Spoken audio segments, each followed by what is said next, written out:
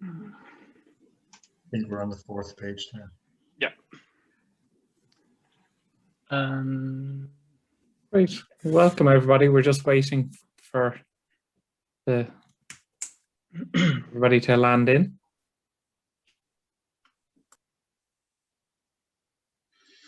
Yeah.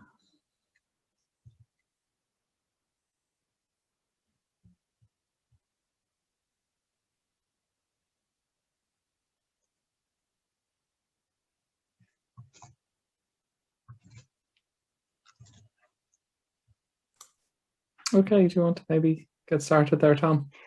Yeah, sure. Sorry, I've just suddenly crashed into some kind of a problem with my own computer. I'd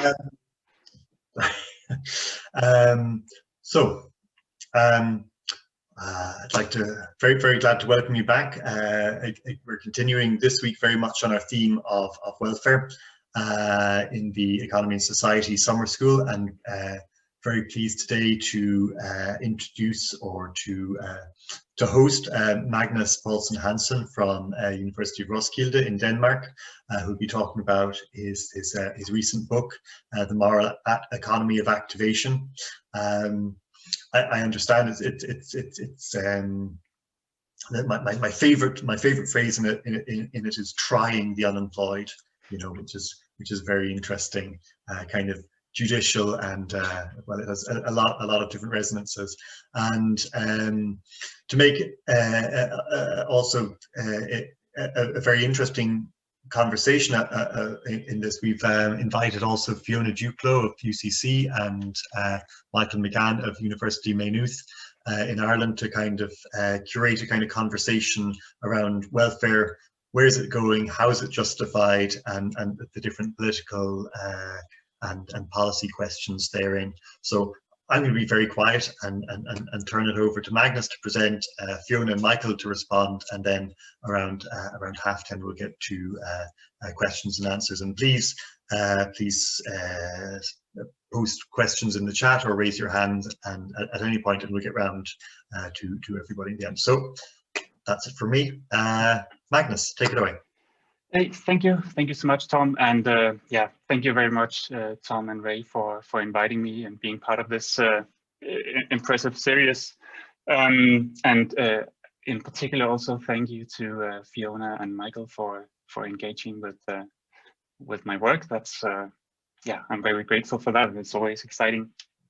Yeah, so I'm going to try to present some insight from this book in the next 10 minutes or so.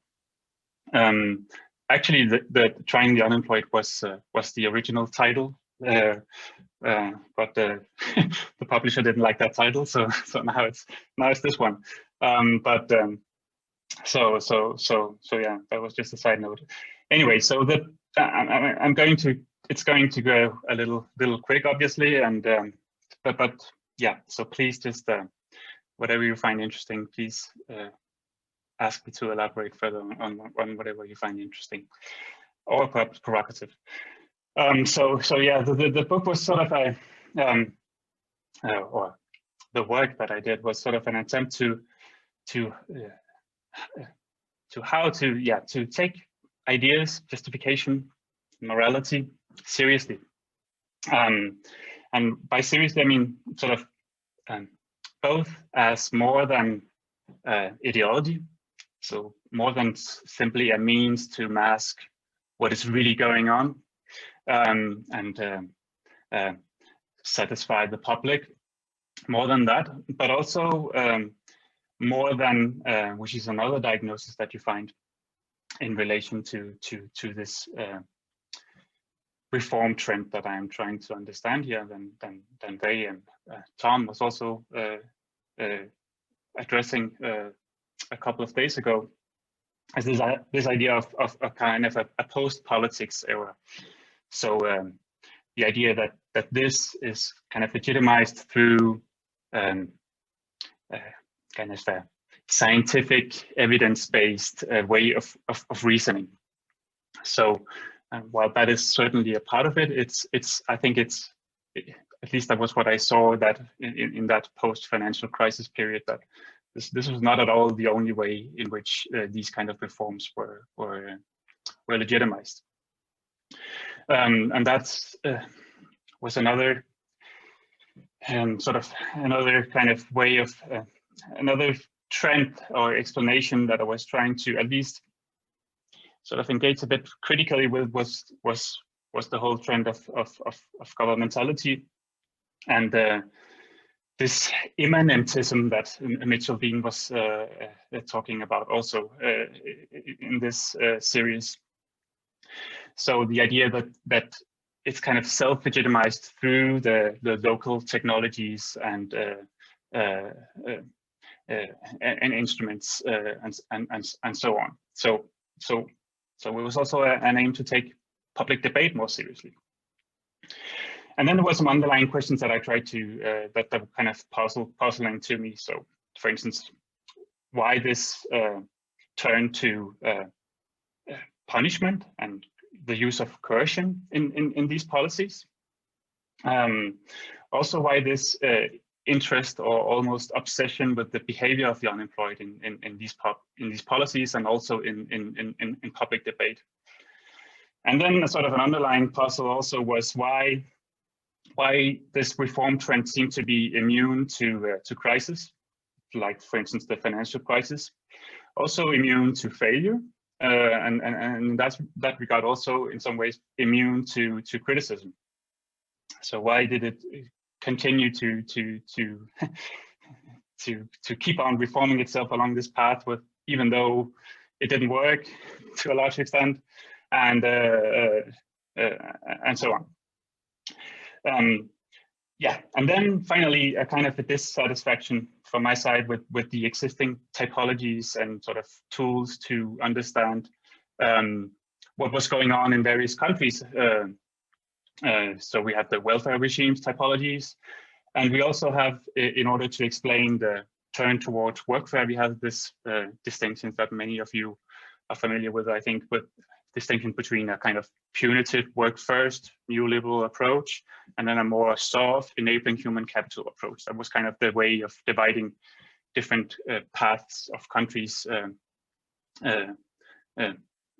Yeah, still is in many ways. And I didn't think they really captured what was going on. So that was why I started to search for some other tools, theoretical tools to kind of open up these questions. And yeah, I could have probably found in many places, but I found some that I found really useful in this work by Luc Boltanski and Laurent Thévenot on justification and the whole trend of what is often called French pragmatic sociology, which is at least in the outset, a kind of micro-sociology of everyday situations of dispute. But I found them to be useful here also because, on the one hand, they have this idea of connecting. They have that's my argument. They have a particular way of conceptualizing ideas that I found useful as that connects transcendental principles of justice with the very concrete reality and situations of dispute, but situations that are also imbued with material and immaterial objects. And then they have these concepts that I will not go too much into, but they have these concepts that allow for understanding what is going on as a kind of a composite reality with a plural set of ideas, and then they have these ideas of compromises and tests as ways of resolving the tensions in between various ideas.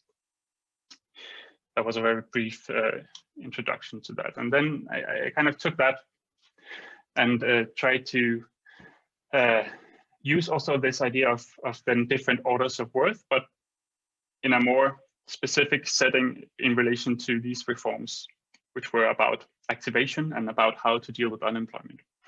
So that's why I have this concept about cities of unemployment. It also speaks to like I said, the kind of dominant typology within the field of welfare regimes, but which is also called worlds of welfare capitalism by Hansen, that you probably know, all of you.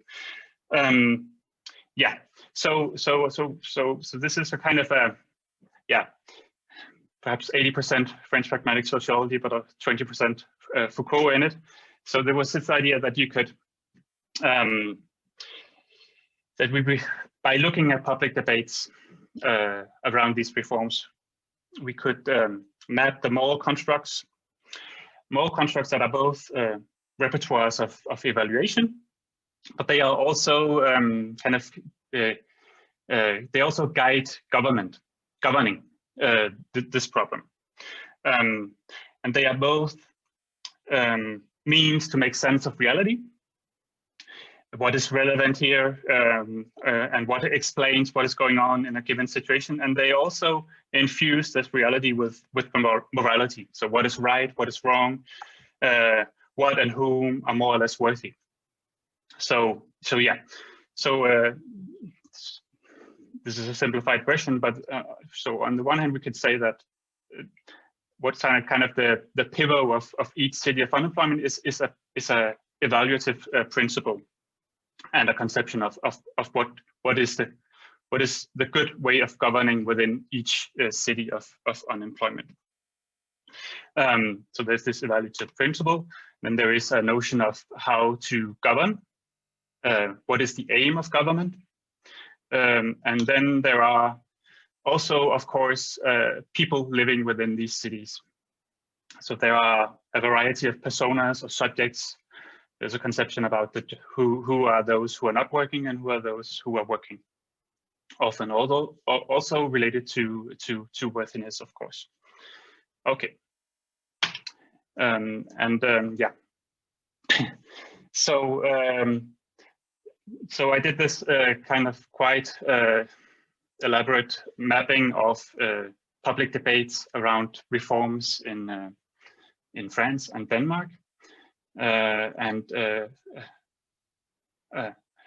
through a long and very hard process of coding and analyzing the arguments, I came up with these 7 cities of unemployment. I apologize if you cannot see the last one. Maybe you can remove the videos or whatever. But I will not. There's no time for going into them. But I will leave them here. And you can get a grasp of what they entail.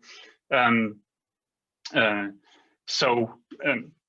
I will say a little bit about then what are the role of these cities in the turn to activation and workfare, at least in these 2 countries.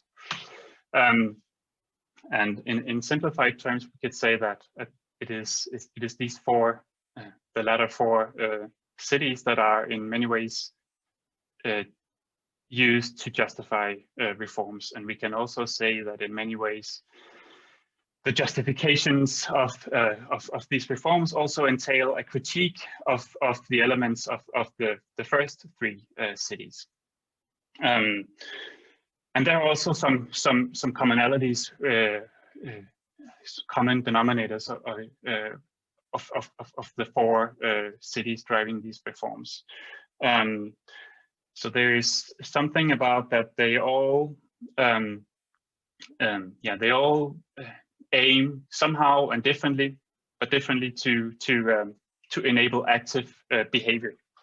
And they also have this shared idea of that worthiness is exclusively found on through participation in the labor market. That is not as that is more ambiguous at the other side of the line here. But there are also some differences, and yeah, for instance, firstly, and that relates to a discussion that you also had in this series. It's not. It's too simple to simply put the label of neoliberalism to all these arguments that are going on here. Firstly, there are, as you can see, varieties of neoliberalism here, but there are also ideas that, such as the paternal city and the activity city, that are not per se neoliberal. At least they have a much longer history than neoliberalism in itself. And it's also important to note that there are also sort of inner contradictions or tensions in between these cities. So, for instance, there is ideas on the one hand of work as a burden. That's what we see in the activity city, and there are ideas of work as self-realization, as you see in the investment city. There are also different subjects. There are the economic man in the incentive city, and there is a much more irrational, incompetent man in the paternal city.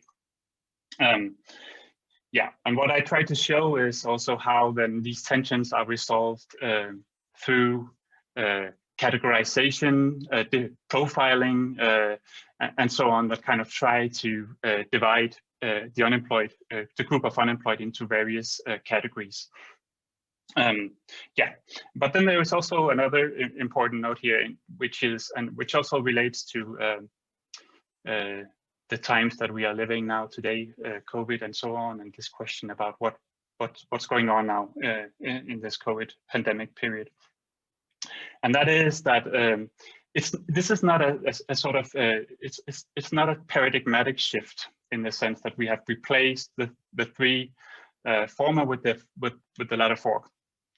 First of all, I also went back to the history both in France and Denmark, and we can see all these, even the four activation cities, we can see them way before the turn towards activation at the end of the 80s and beginning of the 90s. So they were there, but they were kind of in different ways present, not as prominent as they are now, but they were there. And also, the three latter are not simply, they're not completely out of the picture today. Or the three former, sorry, demand, redistribution, and insurance. So, for instance, you are still, at least initially, treated as a victim when you enter the unemployment system in France and Denmark, but then it gradually changes. There are also, for instance, ideas about demand stimuli. These are present now. They were also there in the financial crisis, but they are in different ways marginalized. And they have this kind of marginal, temporary role, and aren't put aside in a way, but still there, which is why they can become activated, for instance, during the COVID period. Yeah, okay, and then I just want to note a few things which we could discuss further. So I think what is to this puzzle about the justification of coercion, I think I kind of find two logics, and one relates very much to what Ray and Tom was talking about a couple of days ago. This idea of chemotherapy, which is their concept. I take it and use it further. So this idea about sort of whatever it takes to bring people closer to an active state, that it means of working, is justifiable. So it's kind of, so whatever brings them towards whatever means brings them towards this end is justifiable. So there is this behaviorism, which then is all about then how can we do that, and then the four cities have each their ideas about what it takes to bring the unemployed closer to an active state. But then there is also, which I find peculiar, and which I don't find, for instance, Foucauldian analysis to be very aware of, is there is also this role of coercion as a punishment, and as a kind of a spectacle, you could say. So it's this idea about undeservingness. So there are people that don't deserve. So it's not about bringing them closer to employment. It's about sending a signal to the rest of the population that these are not deserving, and thus we should in various ways punish them. Or we are often portrayed as sort of the hardworking people versus the lazy and so on. So there is this spectacular element in this turn towards activation, which I find interesting because it's so archaic in a sense, but it's there. Yeah. But then a few final notes on the pandemic. Yeah. So in many ways, and I speak, of course, from the perspective of Denmark, but I think it might be to some extent the same in many countries at the moment, that it's clear that in some ways the pandemic has sort of reintroduced obviously demand side means to govern the problem of unemployment. Also very much kind of insurance means. So this idea that people are, this idea that people are basically victims of the COVID pandemic. It's out of their hands, it's out of their responsibility, and thus they are eligible for compensation. Which is interesting because that was not at all, it was a much more marginal argument even after the financial crisis in both France and Denmark, at least. What I don't see much of, though, is the return of this redistribution city. Perhaps we can come back to that. And what and there are many open questions to sort of the question whether these will then sort of change the overall dynamic of reforms and so on. And at least what I see is that although these instruments are kind of introduced and in many ways have remarkable scale, they are not yet tied to, for instance, criticisms of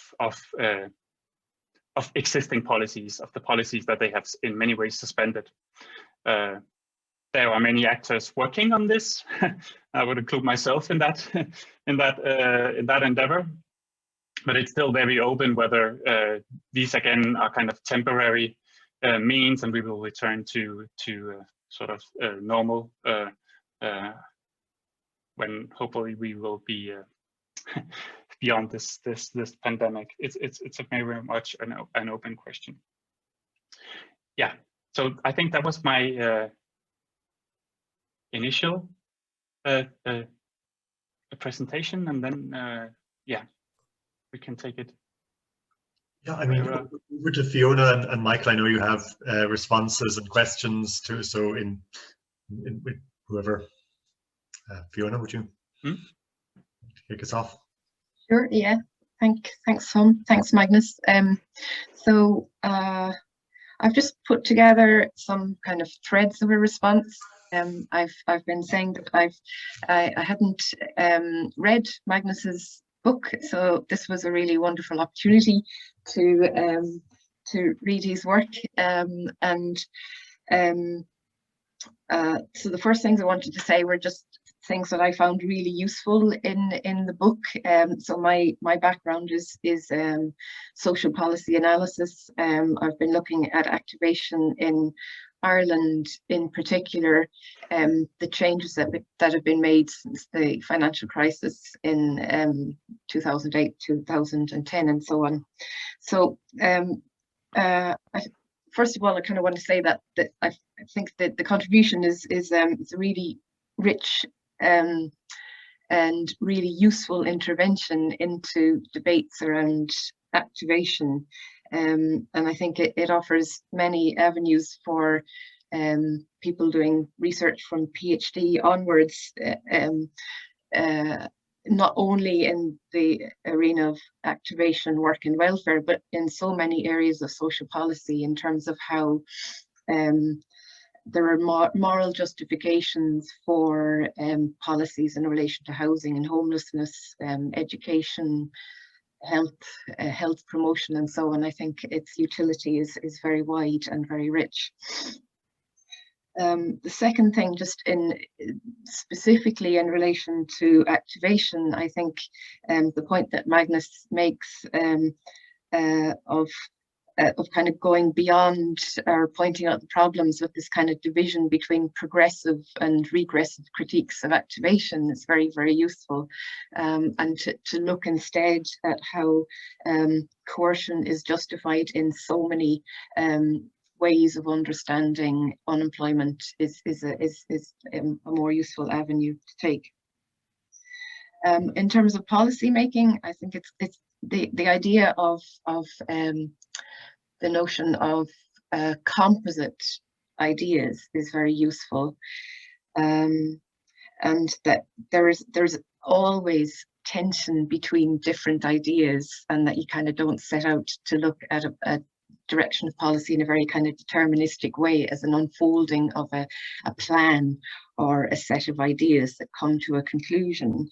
And the pragmatic approach very much reminded me, or it was like a reiteration of a kind of an understanding of policy and policy making as a matter of modelling through, that you're always modelling through. You're not quite sure how things are going to unfold or how policy ideas will stick, and it kind of connects as well with Tom and Ray's ideas around reformation and policy always kind of being put to the trial, as well as the subjects of policy are the unemployed.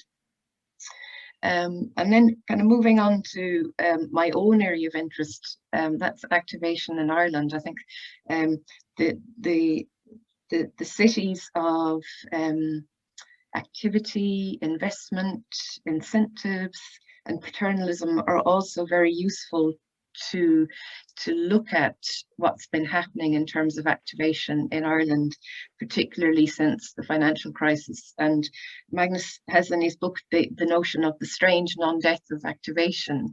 I think in the Irish context, you could almost talk about the enlivening of activation. So it's very much a phase when activation kind of woke up and ramped up in Ireland.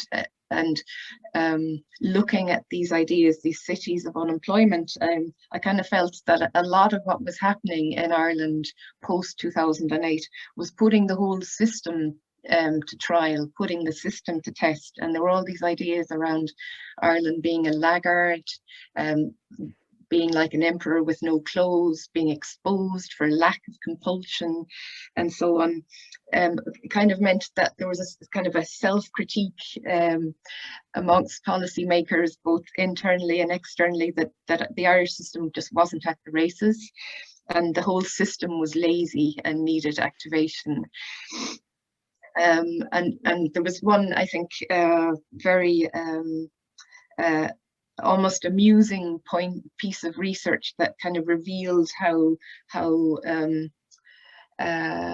unadvanced supposedly the system was, and that was a piece of research by the ERSI called Carrots, No Stick, No Driver, which basically found that people who went through the activation process, who turned up for an activation interview, were more likely to remain on welfare and not take up a job than people who were just in receipt of social welfare and then eventually found a job. And their conclusion, I think, was that the whole system was a bit of a joke, and that the unemployed kind of realized this when they went through the activation process. So it was kind of like an exposure of how the system failed so many tests. And then just the last point, to pick up on the questions that Magnus has already put out around the pandemic and what will happen in terms of activation post-pandemic. I think there's really interesting questions to ask around how do we make sense of work and welfare when the state refuses to let you work, when you're not permitted to work because of the pandemic, and you kind of see a way in terms of how the unemployed are to be governed during a pandemic. And I think Magnus kind of hinted at you know, the continuation of certain tests and trials. There's still certain moral justifications in circulation, and kind of which direction they'll go, what will be ramped up is still very much an open question. So that's me. Thank you. Thank you, Fiona.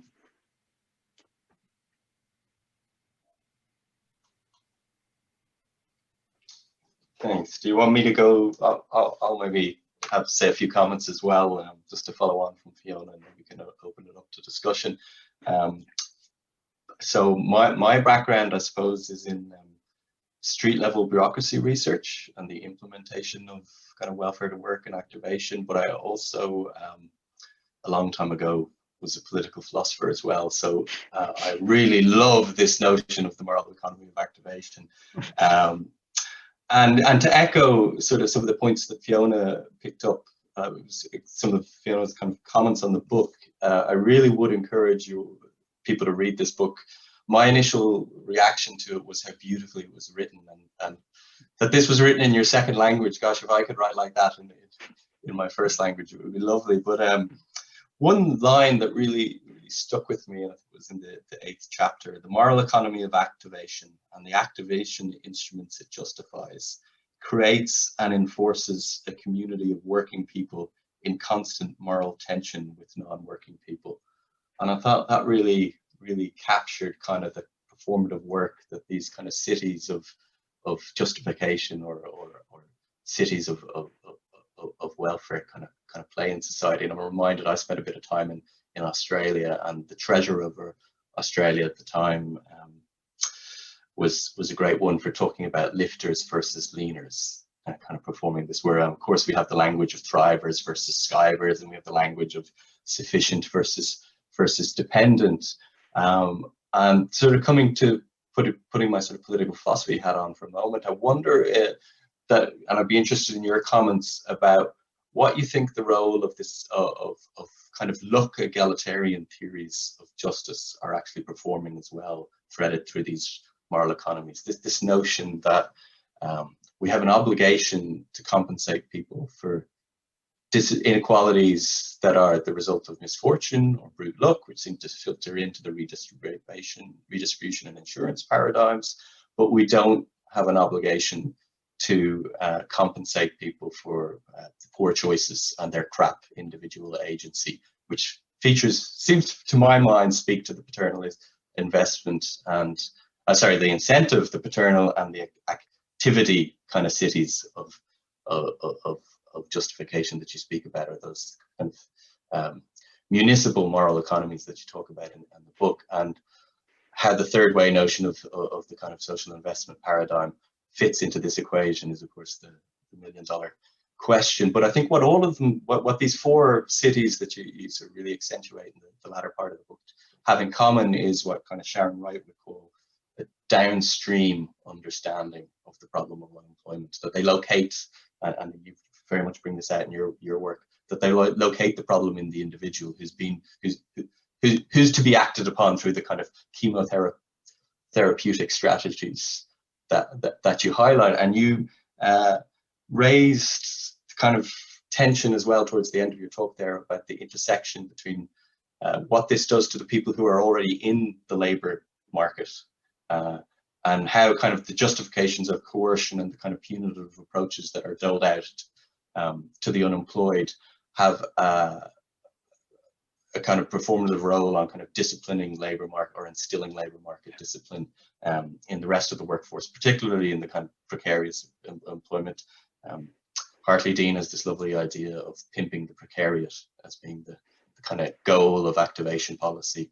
And I think there's a really interesting intersections between the moral economy of activation and the kind of the political economy that this moral economy does, which I'd be interested in your reflections on.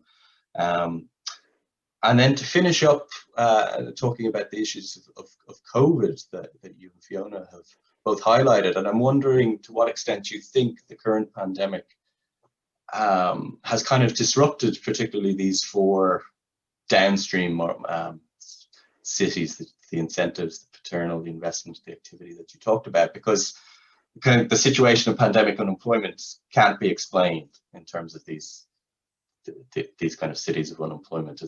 Because it's very hard to kind of personalize or individualize the kind of social problem of employment that we're experiencing at the moment.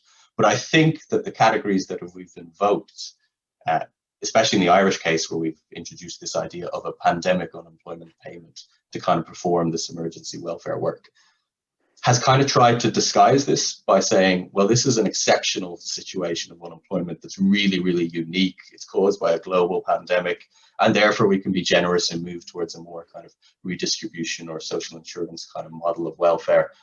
But all the kind of unemployment that happens outside of the pandemic situation can still be contained within these 4 cities of incentives, paternal investment and activity.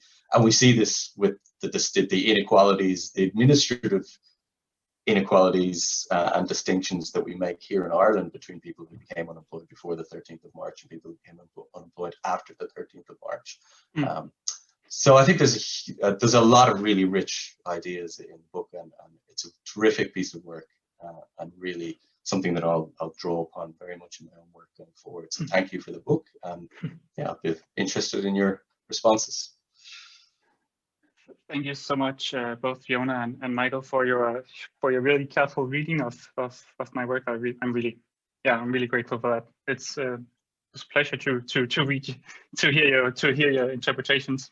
Perhaps I should. There was so many questions you also raised, so I might forget some of them. Then just ask again. So perhaps I could start with the pandemic one. I think, yeah, Fiona, you spoke of the situation in which so many people are not permitted to work, and what does that does. I think that's actually quite an important question, because at least so one way in which the pandemic might have disrupted this system or this set of policies is through all these compensation schemes and stimulus schemes. But there was also on the other side this issue about work and the value of work, which I think is also in some ways may disrupt, because I think that sort of the again, a common denominator of these 4 cities, perhaps with the investment as a little bit of an outlier, is that, you know, work is good, and at least all the debate about, for instance, the appreciation of all those taking risky work during the pandemic and so on, and work that is clearly not about pursuing your own interest, but about serving a common good, has kind of re-raised the debate about what is good work, which is kind of a debate that you cannot really have within this set of ideas. You can only say, okay, the only sort of loophole is the investment, in which you can say I should work.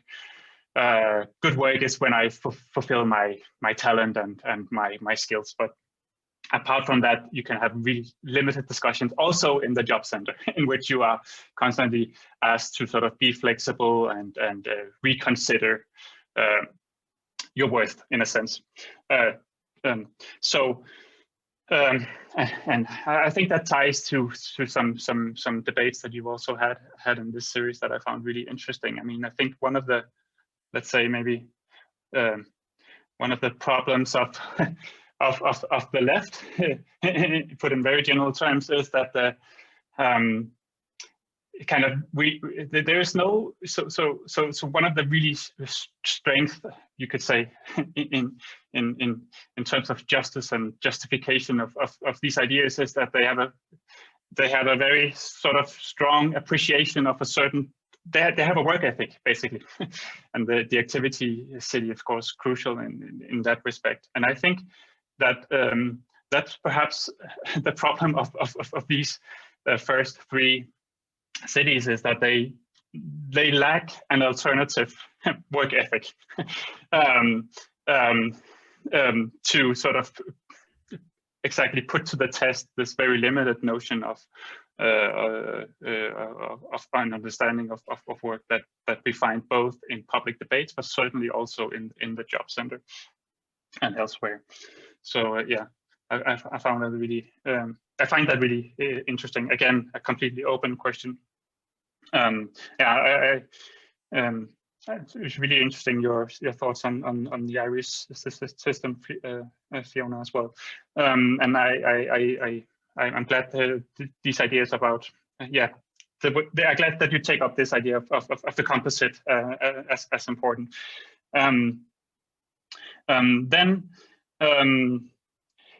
To turn to some of your questions, Michael.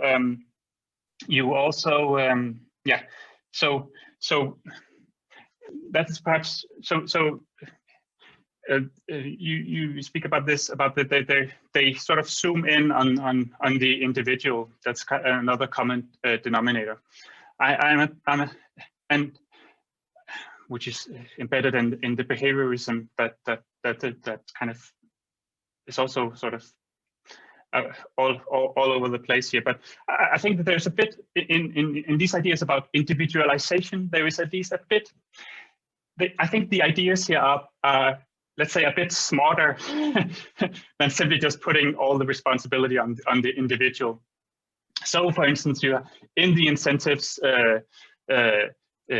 city, you have a lot of sort of problematization of whether the welfare state is what it does to increase or decrease these incentives. So it points a lot of critique towards, and that goes for all the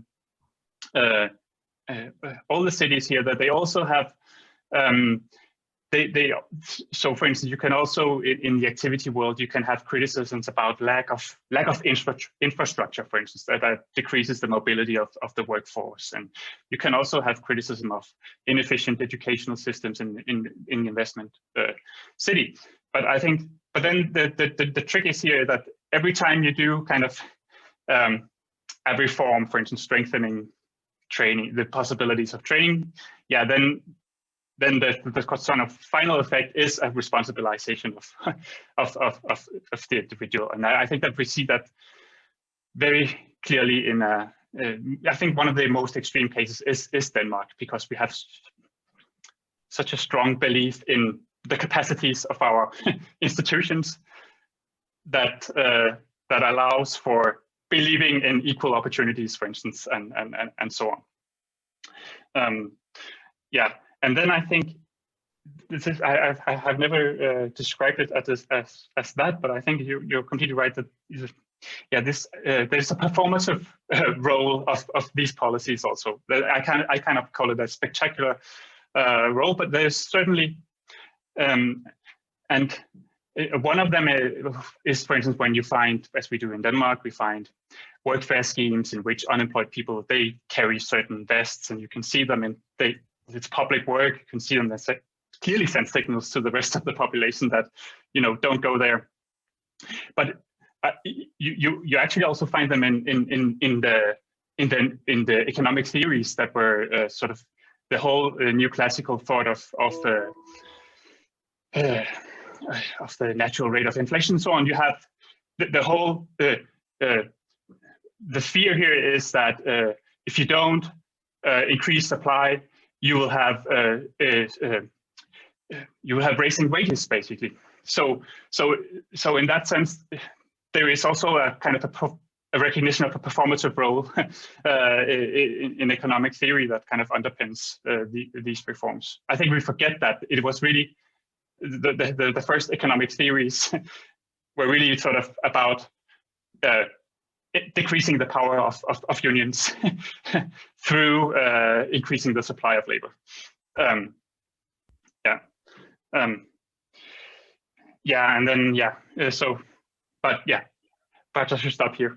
Open for It's we're ad hoc as we go, but thanks for all that discussion and many interesting questions and issues raised.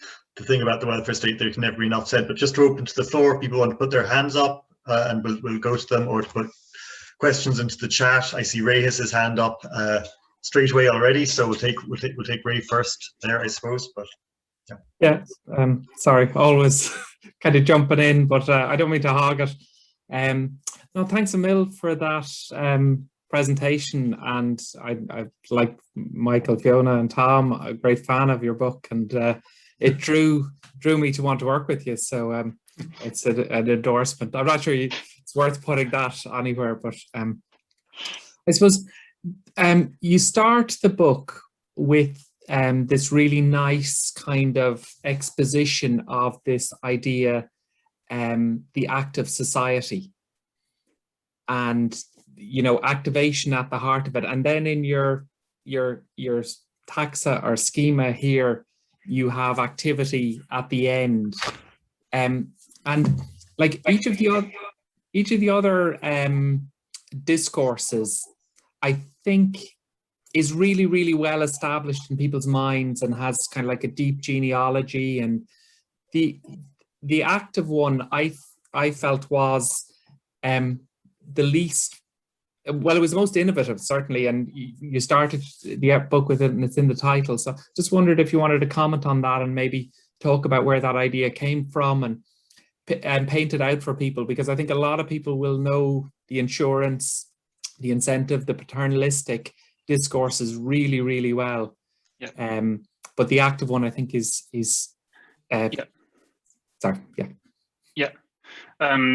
Yeah, and I think it was also so. Of course, before I started coding all this material, I had a kind of a tentative typology, you could say, but the activity city wasn't part of it. So and as behind any kind of category, there is a mess below them. But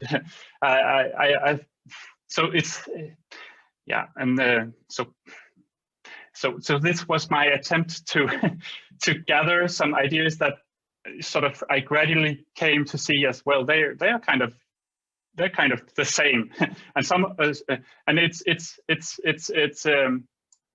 a bit of a it was a bit of a puzzle, because some of them within this activity city, some of them are extremely as you can see, sort of based on sort of high indignation and resentment towards the potentially lazy unemployed. But you also have just the argument that you should increase mobility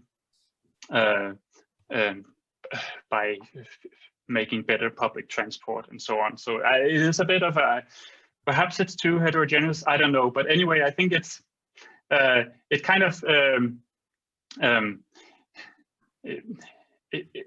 it kind of, yeah, it became, I think, perhaps it's to me it's the most it's the most important one because it's on the one hand it has it provides the sort of the core argument that kind of ties to almost all reforms here, that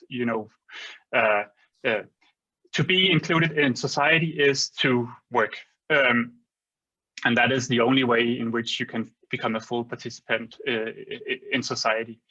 And then but then it also has this idea that so this may be there may be several reasons. Some of them are structural, but some of them are also simply so there is the idea that there are simply some people who don't want to be part of society. So it's not a matter of it's not a matter of wrong policies or whatever. It's not a matter of society being wrong in any sense. It's their morality that is the problem, and all we can do is basically to send a signal and punish them. Whether they then change behavior is sort of secondary. And I found that those arguments really important in many reforms, actually, both in Denmark and in France. And of course you could say that, yeah, Denmark is Protestant country, we had the work ethic, but still we also had a completely different set of, we also had a very strong social democratic tradition, which was all about questioning this kind of, all about questioning the idea of undeserving and deserving poor, for instance. So the kind of the strength of these arguments and the fact that you can find them basically from throughout the whole spectrum of political parties, I found that sort of fascinating as well as disturbing. Yeah, I suppose it spoke to me as well.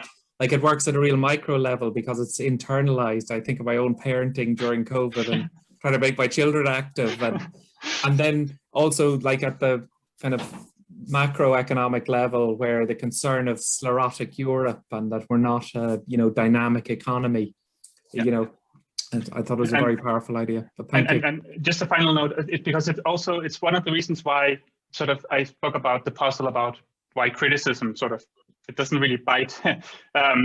And one of the reasons is the sort of centrality of this city, because you can criticize, for instance, in the city of incentives, you can criticize, if we actually increase incentives and no more, and it doesn't decrease the rate of unemployment, then the city is put to the test. But that doesn't go always with the activity city. You can put people in workfare schemes, and whether they become more become employed is really, it's not the case. It's just about establishing, morality within society, and the effect of the policy is sort of secondary. Yeah. There's a great circuit round there, and it keeps on repeating. If you don't activate, then you haven't activated enough, so you keep on going in. But I must turn to our questions. We've comments, and also Sander, I think, is waiting with a question. Yeah. My name is Sander Lane. First of all, thank you very much for a very interesting presentation. It reminds me a lot of my own PhD research I did at UCC and in Ireland, in which I felt that I looked at young people in Dublin and Cork, and I saw that specifically in the context of the austerity packages being implemented in Ireland, and I had a feeling that roughly there were different responses to it, and of course the whole welfare activation, etc., was a part of that. You see that some kind of embraced the competitive nature and started to fully go into making the best of their education and hard work. And some people responded by becoming kind of acceptant. They were like, there is in the end there will not be that much for me. I'll just do what I know, do what I need to do.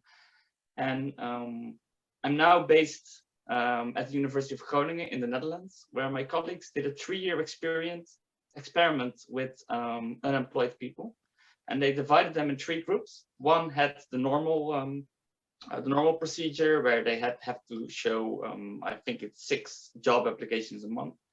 One of them could keep their benefits without having this drive to have to apply for work, and I think others could start a business and earn more money than normal before their benefits would be cut. And interestingly, their findings was that in terms of effectiveness, there was not a big difference between those 3 in terms of how long it took before people found new work and how many people took new work. But in terms of well-being of the unemployed, the one where they didn't have to apply constantly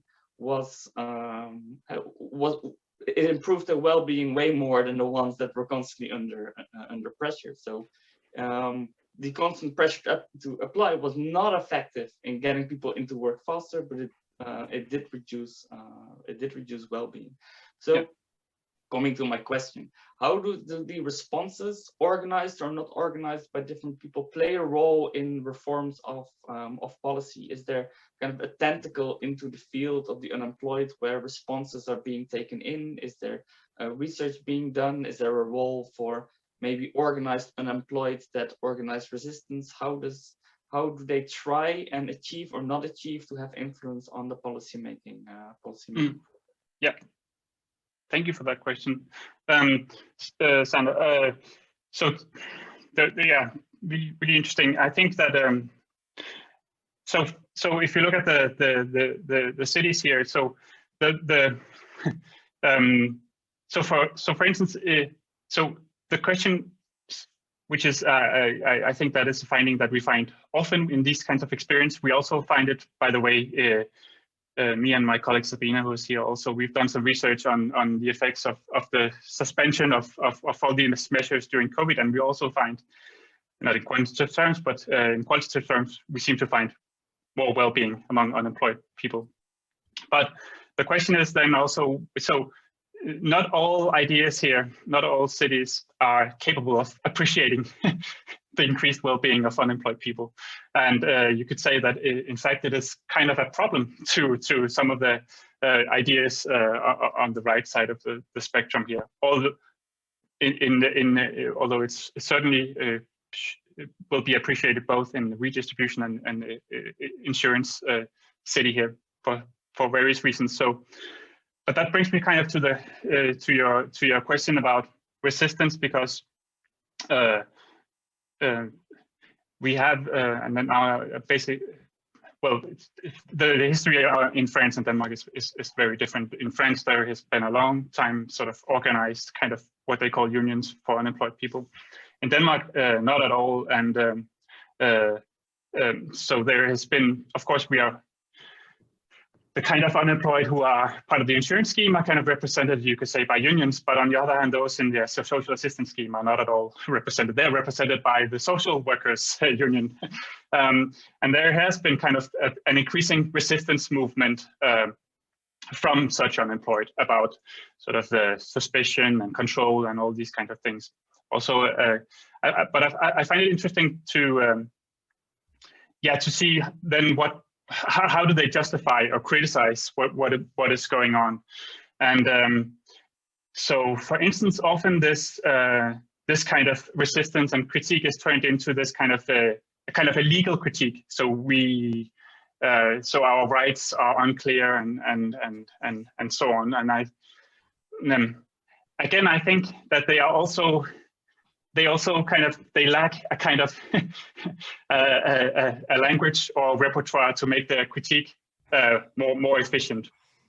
And another thing that I point to in the book is again a kind of a circular thing that at least in the beginning, this kind of critique from the unemployed, it was immediately sort of reinterpreted within the existing ideas and morality as sort of exemplary of people just demanding money and being lazy and so on. So it's also a really difficult field to navigate within as an unemployed who are dissatisfied with what is going on. But again, perhaps COVID has also provided a bit more scope and room for sort of recognizing these kind of criticisms. What was very interesting about this experiment was that it was initiated by the Department of Works and Welfare, the Dutch equivalent of that the organization responsible, hoping to find that not forcing people to apply to jobs would make the policy more efficient. So they in a way did not get what they want, but now they've kind of provided the counter argument against what they wanted, which was that there is the increased well-being benefits, which was not necessarily what they were looking for. Yeah, and I think you have the same tension in the sort of in those advocating universal basic income as an alternative to this. So you can actually understand universal basic income within the incentive city, for instance. So you make a very low, it's very efficient, it's very lean, and you ensure that everybody has an incentive to work. So so it's really crucial, sort of how the universal basic income is qualified in moral terms. So is it a means to ensure citizenship, or is it a means to ensure employment and a more lean way of handling unemployment, which also was the case that was the kind of test that also the experiment in Finland was based upon. I'm sorry to cut across because I must just note that we at 11, so if people need to leave, it's no problem at all, and that we maybe will stay on for a few minutes more because we have some questions in the chat if Magnus and Michael and Fiona can stay with us. There's a comment, it's somewhere we're back in the chat, pointing out that this is one of the best things we've been studying, and the frighteningness of the scenario and the strength of the theoretical framework from Raffaella. And also a question from Zach, whose mic is a little bit problematic, but I'll read it.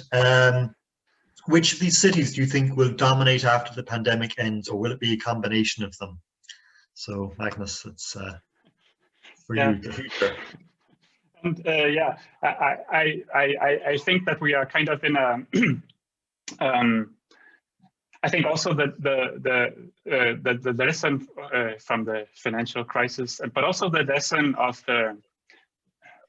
how this reform path was introduced is that it's contingent, and some of the first schemes of activation in Denmark was kind of paradoxically made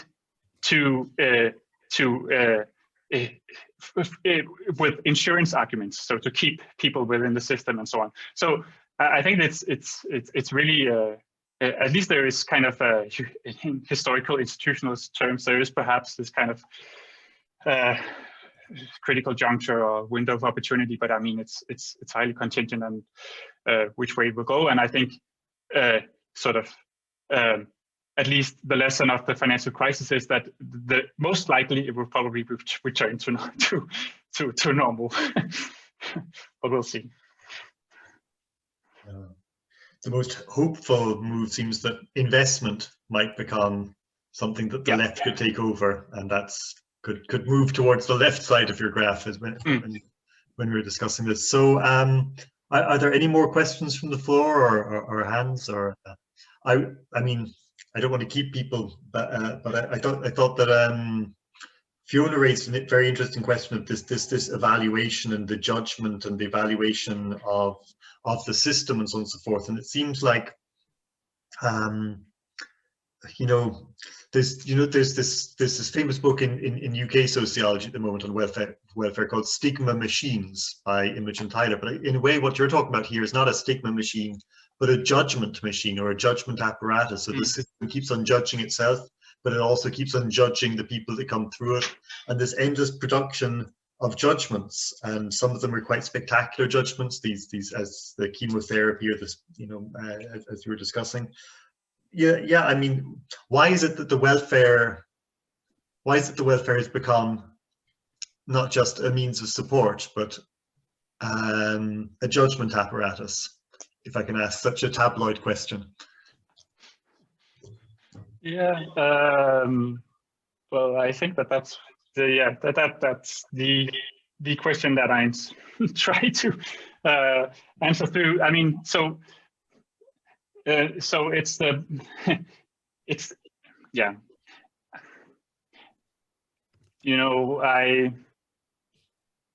I'm also sort of, perhaps there isn't like, so one of the early interpretations of this was that, there was the crisis of the Keynesian welfare state and so on. So there was a crisis, and then there was a kind of a functional response to that. I think it's much more, when you look back at it, it's much more ambiguous, and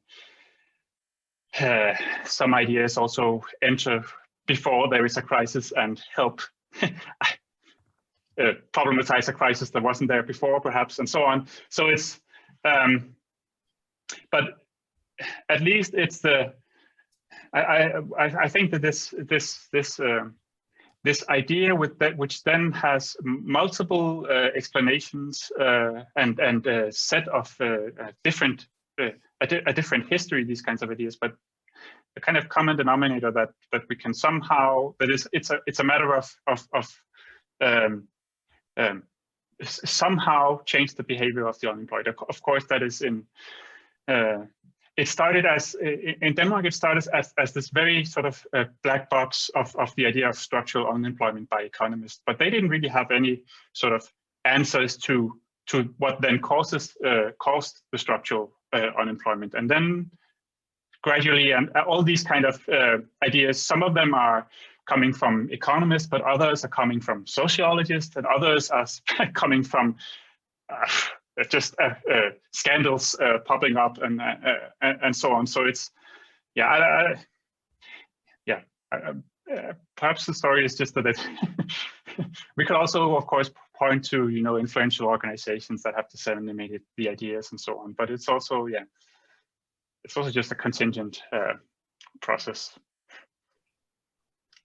Well, on that nuanced note, it's my pleasure to thank Magnus, Michael, and Fiona for a really fascinating discussion. For everybody who's here, quite a few people in the chat. Tina also adding the thanks there. So that's it. And I suppose we'll see you in the following weeks. So cheerio and goodbye. And that's thanks so much. That was really good. Thank you so much. Thank you. Okay. Thank you. Thanks a lot. That was brilliant. Bye-bye. Bye, Sana.